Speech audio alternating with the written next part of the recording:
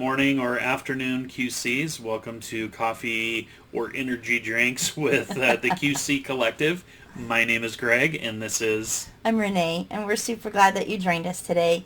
Today we would like to talk about key meetings. Dun dun dun!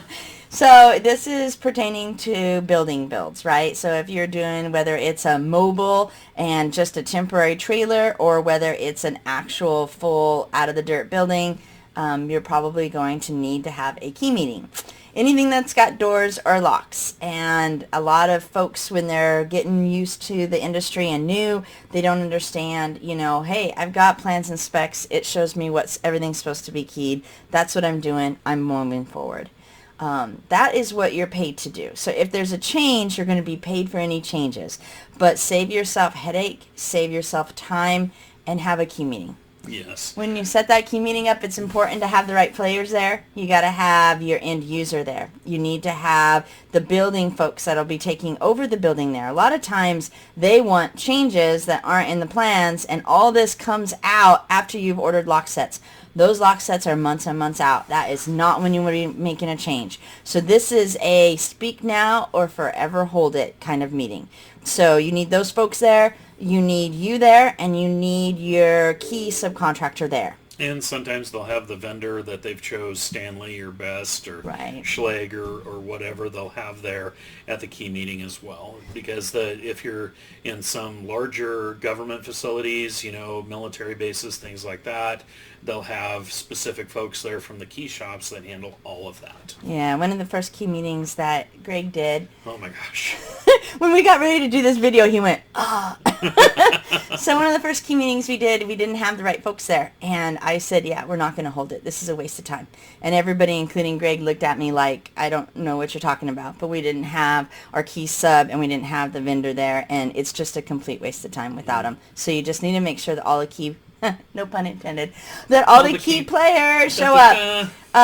The other thing we'll say, though, again, any changes made in a meeting like this can't just be acted upon. So QCs, you got to take really good notes. And if there are changes that they want, you've got to put in an RFI immediately. Because an RFI does what? It initiates a change. That's right. Which also is attached to this. So if I've got general contractors watching this, you're probably gasping, saying, oh my gosh, these people are telling my team right now to have a meeting to make changes. And that is not what we're telling. This is an informational meeting to make sure there are no changes. And if there are, that they can get documented and sent through the very beginning of a project, or no later than the middle of a project, not the end of a project. So these key meetings have to happen before those orders have gone through. So after your product data has gone through the system and been approved, that's when you really need to have this meeting, talk through doors, talk through numbering. I've literally had 3-story buildings where I get to a key meeting and they want to change all of the numbering. All the doors. So this is really important because it's the time to make those changes so that all the lock sets come in. When they come in, they can all be marked properly. They can be installed properly. Yeah. It saves you a lot of headache. It does. And like Renee said, as soon as you get your product data approved, you really want to start eyeing having that key meeting because of procurement. And you want to make sure that there's no changes. But if you're on a United States Army Corps of Engineers project, your key meeting is part of your red zone.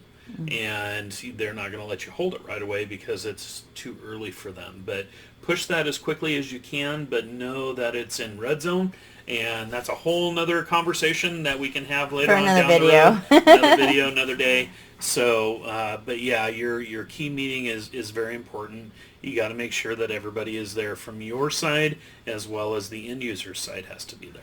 And QCs, it's literally as simple as make sure you have a sign-in sheet, document who was there, lay those plans out, say this is the door sets, these are the lock sets, these doors get this, whether it's strike, whether it's, an automatic, whether it's a key card. You need to lay it out and talk door by door by door. And then after everyone's had a chance to review the design, you need to say, now, if there are no changes, we just want to make sure because we're getting ready to order lock sets, and then that's too late. And if there are changes, QCs, then you say, perfect, I'll follow up with an RFI, we'll get it in the system, we'll get this ball rolling. Yeah, and we've even had the tenant for larger federal organizations want to make a bunch of changes, and we go through the key meeting and we document everything, and we come up with a huge RFI, and with that RFI is price, or you'll provide a ROM for that. We'll submit that, and whoever's paying for it says no. What do you mean? This is this is a huge change, and they just don't have it in their budget, and they'll reject the RFI and tell you to install it as shown. And that's okay. Which is okay too, because that just makes it easier. But yeah. And it makes it easier for your punch list day. Because then on punch list day, when you're walking and the end user is saying, this is not what I want, this is not how we're going to use the building, then you can remind them, I know, but RFI 125, we asked that question, and the hires above you said they weren't going to pay for that change. Yeah. But it makes it so that you don't have those moments during a final punch list walk where then they want you to have changes, and then everything gets held up. And if I've got my general contractors watching with us today, when it gets held up at the end, and then you've got punch list items and things you have to change, that means you're not getting your final payment. And a lot of times there's retainage attached to that, and that's a big number.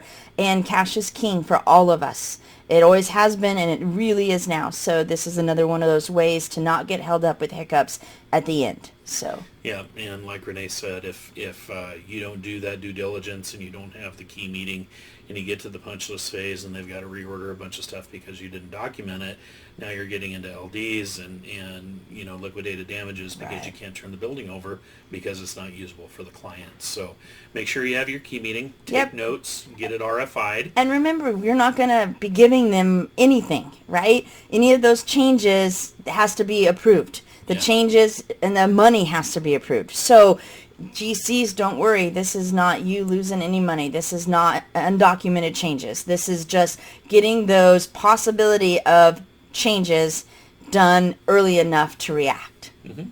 Absolutely. We hope this has been helpful. If it has, give us a like down below. Follow us for future tips. We'd like to have you with us. Thank you, everybody. Have a great day. Have a good day.